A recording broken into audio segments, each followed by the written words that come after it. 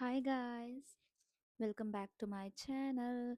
पता नहीं यार, ये माइक थोड़ा ठीक से काम नहीं कर रहा। मैंने कुछ हफ्ते पहले नया माइक लिया था just to record my videos, not working properly. मतलब आई डोंट नो यार। ठीक है, whatever, leave it. So yeah, I made this account to document my life, but do I have a life to document?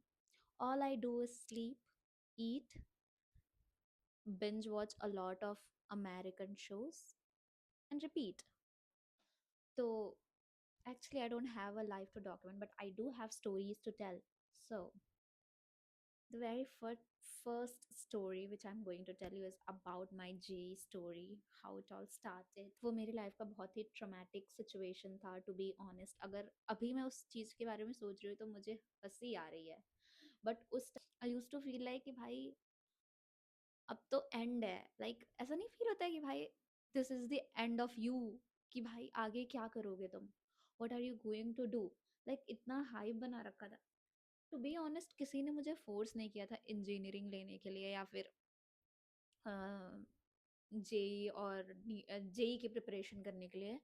ये मेरा खुद का decision था, to be honest. But I don't know, I regretted it the most. ये मुझे लगता है मेरे लाइफ का मोस्ट स्टूपिड डिसीजन था। बी ऑनेस्ट, मैं इतनी ज़्यादा डिल्यूजनल हूँ भाई। Let me tell you this. मैं इतनी ज़्यादा डिल्यूजनल हूँ, मतलब मैं इतनी ज़्यादा ओवर कॉन्फिडेंट थी उस मोमेंट में। आई डोंट नो मेरे अंदर क्या था।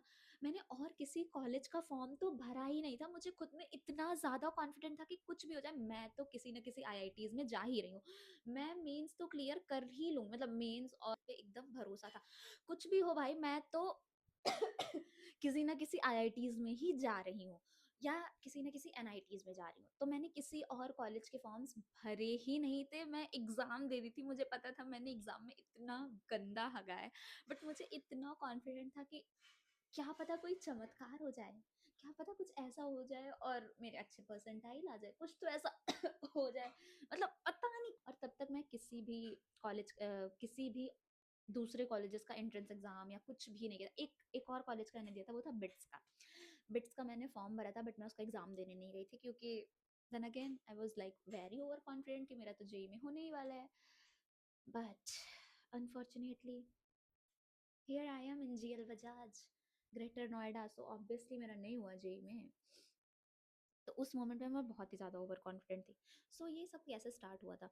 बैक इन 2021, बैक इन 2021 मेरी एक स्कूल फ्रेंड थी। उसे भी आईआईटीज़ की प्रिपरेशन करनी थी, आईआईटी कॉलेजेस की। सो हम दोनों ने मिलकर डिसाइड किया कि मेरा तो एकदम हो चुका था लॉकडाउन से कि मैं इतना ज़्यादा घर पे रह रही हूँ कि अब मेरे से घर पे नहीं रहा जा रहा। मुझे था कि मैं घर पे थी। मैंने एक ऑनलाइन क्लासेस ले लिए थे, किसके, अन अकेडमी के। हाँ, अन अकेडमी के कुछ 40,000 के समथिंग के मैंने ऑनलाइन क्लासेस ले लिए थे और मैं पढ़ाई कर रही थी। But suddenly she called me and she told me this कि भाई कानपुर में कुछ कोचिंग क्लासेस हैं, मैं वहाँ पे जाके जेई की प्रिपरेशन करने का सोच रही हूँ, अगर तुम्हारा भी ऐसा कोई प्लान है तो हम चल सकते हैं। मैंने बोला bitch, why didn't you call me earlier? Like I took the classes, I took this Unacademy classes JEE के। बट यू नो व्हाट, मुझे तो कुछ भी करके बस घर से बाहर जाना था। तो आई वाज लाइक, क्या हुआ अगर मैंने क्लासेस ले लिए हैं, मैं फिर भी हॉस्टल में जाके उन ऑनलाइन क्लासेस से पढ़ाई करूंगी। तो मैंने अपने घर वालों को कैसे ना कैसे करके कन्विंस कर लिया कि हॉस्टल में मैं अच्छे से पढ़ाई करूंगी, पूरा फोकस से पढ़ाई करूंगी, ये वो ब्ला ब्ला ब्ला ब्ला। उसके भी घर वाले मान गए, मेरे भी घर वाले मान गए। अब हम दोनों चले गए, हम दोनों चले गए, हम दोनों वहाँ शिफ्ट हो गए, सब कुछ हो गया। उसकी तो क्लासेस रहती थी, उसकी पूरे दिन क्लासेस रहती थी, उसकी 3 क्लासेस चलती थी, फिजिक्स केमिस्ट्री मैथ्स की। उसकी ऑफलाइन क्लासेस थी, मेरी ऑनलाइन क्लासेस थी। अब घर पे, जहाँ पे मेरे पेरेंट्स देखते थे कि मैं कितने घंटे पढ़ रही हूँ, मैं वहाँ पे अच्छे से पढ़ाई नहीं करती थी। अब मैं हॉस्टल में आ गई। हॉस्टल में तो कोई मुझे देखने वाला है ही नहीं कि मैं कितनी पढ़ाई कर रही हूँ कितनी नहीं कर रही हूँ। तो ऑब्वियस सी बात है मैं ओके, होप मेरे पेरेंट्स से वीडियो ना देखें प्लीज गॉड, वरना ना बहुत बुरा होने वाला है। So leave it. तो अब मैं वहाँ चली गई। अब थोड़ा थोड़ा तो टाइम लगता है एडजस्ट होने में, जब आप घर से पहली बार कहीं बाहर दूर गए हो।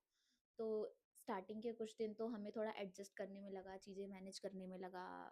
थोड़ा जाके जो अगल बगल का एरिया था ढूंढने में कि कहाँ क्या चीज़ें मिल जाएंगी हमें इजीली, सब कुछ हमने कर लिया। एंड देन उसमें अनअकैडमी में क्या होता था कि आई थिंक हर हफ्ते के हफ्ते बाद एक नया बैच स्टार्ट होता था। तो मैंने सोच लिया कि भाई ये जो मैंने जो बैच ज्वाइन किया था उसमें तो ऑलरेडी मेरा बहुत ज़्यादा बैकलॉग क्रिएट हो गया है। तो अब जो नेक्स्ट कमिंग बैच है मैं वो बैच ज्वाइन करूँगी और मैं वहाँ से फ्रेश स्टार्ट करूँगी सब कुछ। ठीक है, मैंने नया बैच ज्वाइन कर लिया। Physics physics to be honest 10th class तक केमिस्ट्री मेरा सबसे स्ट्रॉन्गेस्ट सब्जेक्ट था। एनसीईआरटी की बुक्स लेके मैं पता नहीं फाउंडेशन लेवल की बुक्स पढ़ा करती थी केमिस्ट्री की। केमिस्ट्री मेरा फेवरेट सब्जेक्ट था, मुझे बहुत बहुत बहुत ज़्यादा पसंद था। मैथ्स भी मेरा काफ़ी अच्छा, टू बी ऑनेस्ट मेरे तीनों सब्जेक्ट काफ़ी स्ट्रॉन्ग था। बट 11th और 12th में तो मुझे इतना जो रियलिटी चेक मिला था ना, मतलब व्हाट द फक। मेरे 11th और 12th 11th क्लास में आई थिंक 11th क्लास में मेरे इतने ज़्यादा बैकलॉग क्रिएट हो गए थे ना, क्योंकि मेरा स्कूल चेंज हुआ था उसकी वजह से मेरे बहुत ज़्यादा backlog create. But let's not talk about that, हम अभी जेई की बात कर रहे हैं। तो अब मैंने जो नया बैच था वो ज्वाइन कर लिया। तो मैंने रियलाइज़ कि यार मुझे तो मैथ्स इस टीचर से बिल्कुल समझ आ ही नहीं रहा है। तो फिजिक्स तो फिर भी समझ में आता था, क्योंकि फिजिक्स के एक बहुत अच्छे टीचर थे यार, मुझे उनका नाम नहीं याद है और वो काफ़ी ज़्यादा गुड लुकिंग थे। बट वो पढ़ाते भी बहुत अच्छा थे और बहुत ज़्यादा अच्छा समझ में आता था। तो फिजिक्स तो शॉर्टेड था। केमिस्ट्री का भी मुझे कोई अच्छा टीचर मिल ही नहीं रहा था, मतलब मुझे समझ ही नहीं आ रहा था कि मैं किससे पढ़ूँ। आई एम नॉट सेइंग कि टीचर्स अच्छे नहीं थे, बट ये होता नहीं कि कुछ टीचर से आपको बहुत अच्छे से समझ में आने लगता है, कुछ से नहीं आता। तो ऐसा वाला सीन हो रहा था मेरा कि मुझे केमिस्ट्री समझ ही नहीं आ रही थी किसी से। तो मैंने क्या सोचा कि मैं केमिस्ट्री की ऑफलाइन क्लासेस ज्वाइन करूँगी। ठीक है, तो मैंने अपने घर पे बात कर लिया कि पापा से कि पापा मुझे केमिस्ट्री की ऑफलाइन क्लासेस ज्वाइन करनी है। तो वहाँ पे एक बहुत अच्छे फेमस टीचर थे, तो जो जहाँ पे मैं हॉस्टल में रहती थी, पापा उन अंकल से बात किए कि इसे केमिस्ट्री की क्लास ज्वाइन करनी। तो उन्होंने बताया कि एक टीचर हैं जो मेरे काइंड ऑफ फ्रेंड हैं, तो मैं ठीक है इसको इंट्रोड्यूस करा दूंगा उनसे, और वो उनसे ये बात कर लेगी, बैकलॉग्स वगैरह जो भी हैं इसके उनसे सब सॉर्टेड हो जाएगा इसका। तो मुझे लगा चलो ठीक है भाई, फिजिक्स सॉर्टेड है, केमिस्ट्री भी अब तो हो जाएगा। बस मुझे मैथ्स के टीचर ढूंढने थे। तब तक मैं मैथ्स पढ़ ही नहीं रही थी, मतलब जो भी बेसिक्स थे 11th 12th के वो बस देख रही थी, उसके अलावा कुछ नहीं। तो अब मेरा क्या हुआ कि जो मेरे हॉस्टल के क्या बोलते हैं ओनर थे, टू बी ऑनेस्ट उनकी इतनी ज़्यादा ख़राब ख़राब स्टोरीज रह चुकी थी। ऑनेस्टली मुझे उनसे बहुत डर लगता था, क्योंकि वो काइंड ऑफ क्रीपी और वो चिपकू वाले लोग नहीं होते हैं, उस टाइप के थे। और काफ़ी फ्लर्टी भी थे, फ्लर्ट बहुत करते थे लड़कियों से। तो उन्होंने बोला कि जो कोचिंग क्लास है यहाँ हॉस्टल से थोड़ी दूरी पे मतलब 10 मिनट की दूरी पे है। ओके, तो मैं क्या की उनके साथ उनकी गाड़ी में बैठ गई। मैंने हॉस्टल देख रखा, मतलब मैंने वो कोचिंग क्लास देख रखा था कि वो हॉस्टल से कितनी दूरी पे है। तो मैं तो थी कि मैं पैदल चली जाऊंगी, आई वॉक देयर। बट उन्होंने बोला नहीं नहीं, गाड़ी में बैठो, मैं तुम्हें ड्रॉप कर दूंगा। अंदर से तो मेरी फट चुकी थी कि भाई ये क्या करेगा बंदा, क्यों मुझे बैठा रहा है। पर मैं बैठ गई। और अब उन्होंने गाड़ी चला दी, और वो जैसे मैं गाड़ी में बैठी, मैंने बोला अरे पास में ही तो है, बस वहां से साइड लेके जाना है ना। कहते नहीं, यहाँ नहीं है, वो आधे किलो मतलब 1 किलोमीटर दूरी पे। मेरी फट के चार, मैंने सोचा भाई गई मैं अब तो कूद वूद जाऊं क्या इस पे से। जितना मतलब मेरा दिमाग जितने टाइम तक ये प्रोसेस कर रहा था, उतनी देर में हम पहुंच गए वहां पे। वो इतनी कम डिस्टेंस पे था, हम पहुंच गए वहां पे। फिर उन्होंने मुझे उतारा। उन्होंने कुछ बुरा नहीं किया, पर मेरा दिमाग इतनी बुरी बुरी चीज़ें, घटिया घटिया चीज़ें सोच लिया था ना। उन्होंने मुझे वहाँ उतारा, वो मुझे वहाँ छोड़े, एंड देन वो चले गए। फिर मैं उन टीचर से मिली। वो इतने स्वीट टीचर थे, वो इतने अच्छे टीचर थे। स्टार्टिंग के 3 चैप्टर्स उन्होंने पढ़ा लिए थे। वो मुझे आई थिंक 4-5 घंटे बैठ के अकेले वो 3 चैप्टर पूरा पूरा पढ़ाया, और उन्होंने इतना अच्छा समझाया, मुझे सब कुछ समझ में आ गया था। मैं वापस आई, मैंने पापा को कॉल किया और मैंने उन्हें स्टोरी बताई कि हाँ ठीक है पापा, वो टीचर ऐसे थे ऐसे थे ऐसे थे। मेरे पापा ने सुना कि मैं उस टीचर के साथ अकेले बैठ के पढ़ रही थी। उनको डर लग गया, वो डर गए कि ये अकेले क्यों बैठ के पढ़ रही। और वो मतलब होता नहीं, थोड़ा अलग सोचने लगे कि भाई कहीं ये इसे अकेले ही ना पढ़ाए। और एक तो पेरेंट्स से, अगर आप बच्चे घर से दूर रहते तो पेरेंट्स की ऑलरेडी बहुत ज़्यादा पेरेंट्स की फटती रहती है कि कुछ गलत ना हो जाए। और जब वो ये बात सुने, वो बोलने लगे कि तुम अकेले क्यों पढ़ने लगी, ये वो मतलब वो कुछ तो बोल दिए थे, मुझे इतना अच्छे से याद नहीं है, मतलब बहुत हार्श नहीं, बट उन्होंने कुछ तो ऐसी बात बोली थी कि मुझे डर लग गया था। मुझे खुद में डर लग गया था और मैं रोने लगी। अब the moment I started crying, मेरी मम्मी को लगा कि कुछ तो पक्का हुआ है, ये हमसे छुपा रही है, और जबकि ऐसा कुछ भी नहीं हुआ था। उन्हें लगा कि कुछ तो इसके साथ पक्का हुआ है, ये हमसे छुपा रही है। अब वो एकदम पैनिक करने लगी रात में। वो लिटरली, मैं जौनपुर रहती हूँ और मैं कानपुर में पढ़ाई कर रही थी, वो रात को बस करके मेरे से मिलने कानपुर में आ गई थी। कि मैं ठीक हूँ कि नहीं। आई वाज़ लाइक मम्मी मैं ठीक हूँ, एकदम ठीक हूँ। फिर वो मुझे देखी और काफ़ी बातचीत हुई और फिर उन्होंने बोला नहीं कोई ज़रूरत नहीं है तुम्हें कोचिंग जाने की, तुम ऑनलाइन क्लास ही करो। आई वाज़ लाइक ओके। केमिस्ट्री की फिर से टेंशन हो गई थी और मैं भी उन लोगों को बहुत ज़्यादा परेशान नहीं करना चाहती थी, तो मैंने मान ली उनकी बात, ठीक है। तो मैंने केमिस्ट्री का भी एक टीचर ढूँढ लिया अनअकैडमी पे, काफ़ी ज़्यादा सर्च के बाद मुझे केमिस्ट्री का भी टीचर मिल गया, मैथ्स का भी टीचर मिल गया, फिज़िक्स का भी टीचर मिल गया, सब सॉर्टेड हो गया। अब बारी आई पढ़ाई करने की। तो एक तो मैं आई डोंट नो यार, कुछ तो मेरे अंदर खराबी है। लोगों को बाहर घूमना पसंद है। मैं एक ऐसी लड़की हूँ जिसे बाहर जाना 1% नहीं पसंद है। मुझे आप 1 साल पूरा घर में रहने को बोल दोगे, मैं रह लूँगी। बस मुझे मेरा फ़ोन दे दो, वाई-फाई दे दो और मेरे a lot of American shows और के ड्रामास दे दो, मैं घर में रह लूँगी। मुझे कहीं जाने का मन करता ही नहीं है। तो अब मैं पूरे दिन बस एक रूम में पड़ी रहती थी और पूरे दिन एक रूम में पड़े-पड़े पढ़ाई करती रहती थी। मैं काफ़ी ज़्यादा होता नहीं है फेड अप, जंग लग गया था एक दिमाग में। बहुत अलग-सा, अजीब-सा, ऐसा डिप्रेसिंग सा हो गया था, अजीब-अजीब सा लगता था, मज़ा नहीं आ रहा था। तो अब मज़ा नहीं आ रहा था और बहुत सारे टॉपिक्स समझ नहीं आ रहे थे। पता नहीं क्या-क्या सिचुएशन होती गई, बैकलॉग्स क्रिएट होते गए। और अगर आप जेईई की प्रिपरेशन कर रहे हो और अगर आपके बैकलॉग्स क्रिएट हो रहे हैं, तो समझो कुछ तो गलत हो रहा है। कुछ तो बहुत गलत हो रहा है। और बैकलॉग्स क्रिएट होना इतना डिप्रेसिंग था कि अब मुझे समझ नहीं आ रहा था। टीचर्स आगे भागते जा रहे हैं, मेरे पीछे के चैप्टर्स सब के सब पढ़े रहते जा रहे हैं। और कुछ चैप्टर्स तो ऐसे ऐसे थे कि जब तुम पीछे के चैप्टर नहीं समझोगे तो तुम्हें आगे के चैप्टर्स नहीं समझ में आएँगे। आई was like so fed up at this point और मुझे समझ ही नहीं आ रहा था मैं क्या करूँ? पर ठीक है, मैं कैसे ना कैसे करके सर्वाइव कर रही थी। उस सिचुएशन में भी मैं सर्वाइव कर रही थी।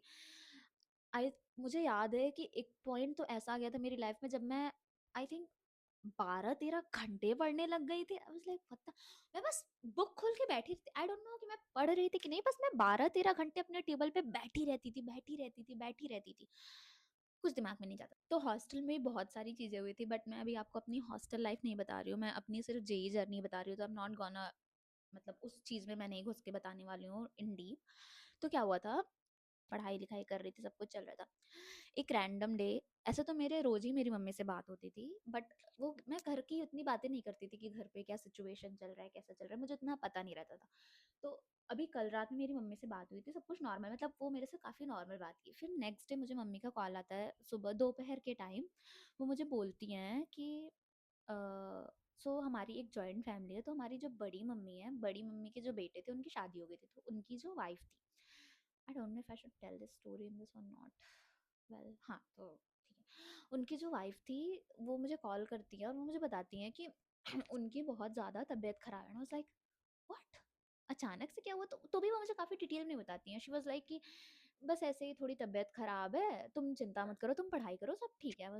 और आई डोंट नो, मुझे मैं अपने किसी भी लव्ड वन्स की अगर मैं सुनती हूँ कि उनकी थोड़ी-सी भी तबीयत ख़राब या कुछ है, तो मैं बहुत ज़्यादा उस चीज़ पे स्ट्रेस करने लगती हूँ।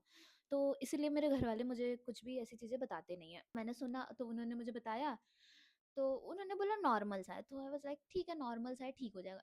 फिर उनका कुछ टाइम बाद कॉल आया एंड उन्होंने मुझे बताया कि भाभी की तबीयत बहुत ज़्यादा ख़राब हो गई है और उन्हें हम दूसरे हॉस्पिटल में शिफ्ट करा रहे हैं। I was like bro wait a minute, ये क्या हो रहा है? मैंने बोला मम्मी मुझे बताया क्यों नहीं? उनकी आवाज़ इतनी, मतलब होता नहीं है आवाज़ में इतना डर टाइप का था, तो मुझे समझ में आ गया कि कुछ तो बहुत ज़्यादा तबीयत ख़राब है। अब तो मेरा पढ़ाई में मन लग ही नहीं रहा था और मैं पूरे टाइम बस घर के बारे में ही सोच रही थी और खुद में मतलब बहुत ज़्यादा परेशान हो रही थी। फिर शाम हो गई ऐसा करते-करते, आई थिंक 6-7 बज गए हैं और मैं घर पे कॉल करने का ट्राई कर रही हूँ। घर पे किसी का कॉल नहीं उठ रहा है और मैं एकदम फ्रीक आउट हो रही हूँ। मैं इस मोमेंट तक तो मैं बहुत ज़्यादा डर गई थी कि भाई क्या हुआ है, क्या हुआ है, क्या हुआ है?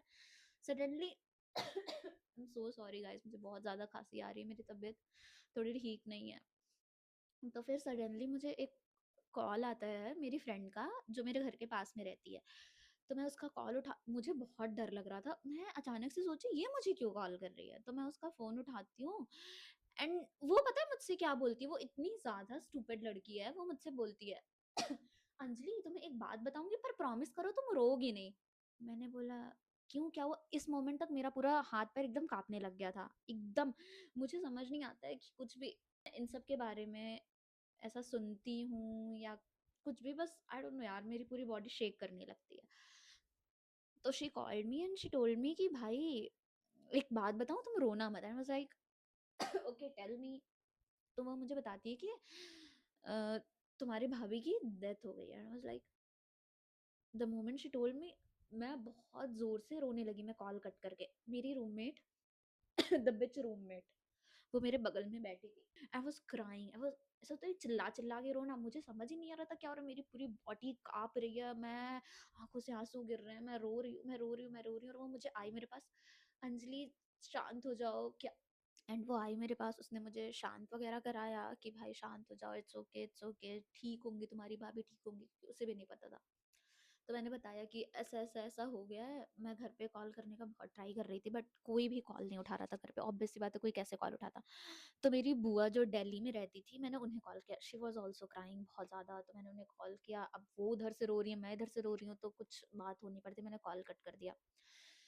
तो मेरे से मैं पूरी रात रो रही थी, मैं परेशान थी। मतलब मुझे ऐसा था कि मुझे घर जाना है। मैं उनसे, मुझे याद भी नहीं आ रहा था मैंने लास्ट बार उनसे क्या बात की थी। मैं इतने दिनों से घर से दूर हूँ। मतलब पूरी रात मैं इतना रोई, इतना पैनिक की, एकदम पागल हो रही थी। मुझे ऐसा लग रहा था वो मेरे पास आ रही हैं। पता नहीं, बहुत बहुत ज़्यादा बुरा सिचुएशन हो गया था पूरी रात मेरे साथ। फिर सुबह कॉल आता है मम्मी का उधर से। मैं पूरी रात सोई नहीं रहती हूँ बहुत। ठीक है, मतलब ये सिचुएशन होता है। फिर मैं घर वापस जाती हूँ, मैं घर वापस जाती हूँ। उसके बाद मैं इतना ज़्यादा इन सब चीज़ों से डर गई थी कि मैंने सोच लिया था कि मैं घर से दूर नहीं रहूँगी, अब मुझे घर पे रहना है। तो मैं अपना बैग पैक करके वहाँ कानपुर से मैं फिर से वापस घर आ जाती हूँ। मैं घर आ जाती हूँ और एक लाइब्रेरी मेरे, तो मैं वो लाइब्रेरी जॉइन कर लेती हूँ और मैं वहाँ पे पढ़ने जाना स्टार्ट कर देती हूँ कि हाँ ठीक है, अब मैं यहाँ पे पढ़ने जाना, पढ़ाई करूँगी।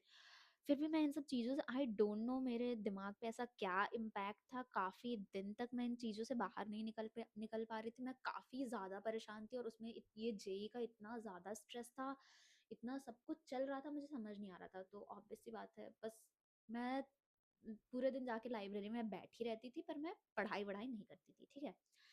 तो उसके कुछ आई थिंक 3-4 महीनों बाद मेरे दादा की बहुत ज़्यादा तबीयत सीरियस वाली ख़राब हो जाती है। एंड अनफॉर्चुनेटली उनकी भी डेथ हो जाती है कुछ टाइम बाद।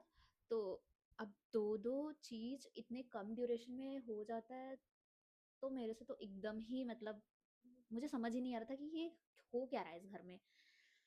तो अब ये सब होता है उसी ड्यूरेशन, आई थिंक उसी टाइम मेरा जेई के भी एग्ज़ाम्स रहते हैं। तो मैं पढ़ाई तो मैंने, ऑब्वियस सी बात है, अब तक तो मैंने एकदम ही गिव अप कर दिया था। मैंने कुछ भी पढ़ाई नहीं किया था। जो भी थोड़ा बहुत मुझे आता था वो मैंने इतने दिनों से पढ़ा नहीं था, तो वो सब भी मुझे भूल चुका था। और इस पॉइंट पे तो बस ये था कि मैं खुद का ख़्याल रख पाऊँ, खुद को सँभाल लूँ इस मोमेंट पे, ये सब जो भी मेरे घर में चल रहा है। तो मैं गई, सो सॉरी, मैं गई, मेरा दोनों एग्ज़ाम दे के आई। ऑब्वियस सी बात है मेरे रिज़ल्ट्स बहुत ही ज़्यादा ख़राब थे। नॉट गोना रिवील मेरे परसेंटाइल वगैरह कितने थे। तो अब मेरा रिज़ल्ट आ जाता है और महान मैं, जो कि किसी और कॉलेजेस का फॉर्म भरा नहीं था, तो ऑब्वियस सी बात है मेरे परसेंटाइल इतने कम थे कि मुझे कोई भी आईआईटीज़ या एनआईटीज़ में मेरा एडमिशन नहीं हो पाता। और जो एनआईटीज़ मुझे मिल भी रही थी वो काफ़ी लो वाले एनआईटीज़ थे, तो मुझे उसमें जाना नहीं था। तो फिर मैं, मम्मी मेरी सोचती है कि ये काफ़ी ज़्यादा परेशान है यहाँ रह के एकदम। उस टाइम मेरी बहुत सारी दवाइयाँ वगैरह भी चल रही थी, मैं बहुत ज़्यादा, मेरी हालत ख़राब हो गई थी। तो मैं डिप्रेशन डिप्रेशन के काफ़ी सारे मेडिसिन्स वगैरह भी लेती थी, हर हफ्ते डॉक्टर के पास जाया करती थी। तो फिर मैंने ये सोचा कि मैं योगा ट्राई करती हूँ। मतलब मैं वहाँ से आ गई थी दिल्ली अपने बुआ के यहाँ। मेरी चाची यहाँ पे रहती है, तो मैं उनके घर पे आ गई थी काफ़ी दिनों तक। मैंने सोचा कि मैं यहाँ पे रहती हूँ, मैं मे बी थोड़ा-थोड़ा ठीक होने लगूँ। तो मैं यहाँ पे आके मैंने योगा क्लासेस जॉइन किया और ट्रस्ट मी वो इतना ज़्यादा अच्छा था मेरे लिए, इतना ज़्यादा अच्छा था, वो इतना हीलिंग था। आई डोंट नो भाई लोग क्यों डिप्रेशन के मेडिसिन्स वगैरह ये सब लेते हैं। जिनको ये सब होता है, डिप्रेशन, एंग्ज़ायटी, पैनिक, छोटी-छोटी सिचुएशन में बहुत ज़्यादा होता है, उन्हें योगा ट्राई करना चाहिए। योगा, मेडिटेशन, हर टाइप की योगा ट्राई करना चाहिए। बहुत ज़्यादा कामिंग एंड रिलैक्सिंग होता है, तो वो मेरे लिए काफ़ी ज़्यादा अच्छा था। अब मैं ये सब करने लगी और उसी ड्यूरेशन ये भी था कि मैं कॉलेज भी देख रही थी यहाँ दिल्ली में कि कोई कॉलेज मुझे मिल जाए। तब मुझे एकेटीयू काउंसलिंग के बारे में पता चला। मुझे उसके पहले तक पता ही नहीं था एकेटीयू काउंसलिंग के बारे में। तो मैं जब कॉलेजेस देखने आई थी यहाँ ग्रेटर नोएडा में, तो मुझे एके काउंसलिंग के बारे में पता चला, तो फिर मैंने एकेटीयू की काउंसलिंग कराई, उसके थ्रू मुझे मेरा कॉलेज मिल गया। तो फिर मैंने यहाँ पे एडमिशन ले लिया। तो ये थी मेरी जेई जर्नी। आई नो उतनी ज़्यादा पता नहीं क्या था यार, आई डोंट नो। बट मैं एक चीज़ कहना चाहती हूँ इस चीज़ से, उस टाइम मेरी लाइफ मेरे लिए इतनी ज़्यादा टफ हो गई थी, मैं इमोशनली इतना ज़्यादा एग्जॉस्टेड हो गई थी, मैं इतना, मुझे याद है मैं पूरी रात रात भर रोया करती थी, इतना सब कुछ सोच के जो सब भी हो रहा था। बस पता है ये ऐसा था कि भाई इन सब चीज़ों पे मेरा कंट्रोल नहीं था, पर जिन चीज़ों पे मेरा कंट्रोल था वो थी मेरी पढ़ाई। मैं उसे छोड़ के मैं बाकी हर चीज़ें सोच रही थी कि ये क्यों हो गया, ऐसे क्यों हो गया, वैसे क्यों हो गया। आई थिंक तो मैंने ये सीखा है कि भाई उस चीज़ को फ़ोर्स करना कम कर दो, उस चीज़ पे स्ट्रेस करना कम कर दो जिस चीज़ पे तुम्हारा कंट्रोल है ही नहीं। अब जो चीज़ें नेचुरल है मैं उस चीज़ पे कुछ कर ही नहीं सकती, मैं उस चीज़ को कंट्रोल करना चाहती थी कि ये क्यों हो गया, मतलब वो नहीं होता रिग्रेट, काश मैंने लास्ट मोमेंट पे ये कर लिया होता, काश मैं अपने दादा के साथ और ज़्यादा टाइम स्पेंड कर लेती, पता नहीं बहुत सारी चीज़ें आती रहती थी दिमाग में, इन सब चीज़ों पे बहुत स्ट्रेस स्ट्रेस किया करती थी, और जेई को भी लेके भी कि काश मैंने ये पढ़ लिया होता, वो पढ़ लिया होता, ये कर लिया होता, वो कर लिया होता। तो मैंने ये सोचा कि भाई जो चीज़ हमारे कंट्रोल में नहीं है उस पे स्ट्रेस करने का कोई पॉइंट नहीं है। और उस मोमेंट पे मुझे ये लगता था कि भाई ये तो एंड है मेरी लाइफ का, अब तो क्या है, मैं तो पता नहीं क्या ही करूँगी, इतना सब कुछ खराब चल रहा था। पर मैं उस चीज़ से भी मूव ऑन कर गई। मैं आज देखो मैं यहाँ बैठी हूँ और मैं ये स्टोरी सुना रही हूँ, तो मुझे उतना फ़र्क नहीं पड़ रहा है जितना उस मोमेंट में पड़ता था।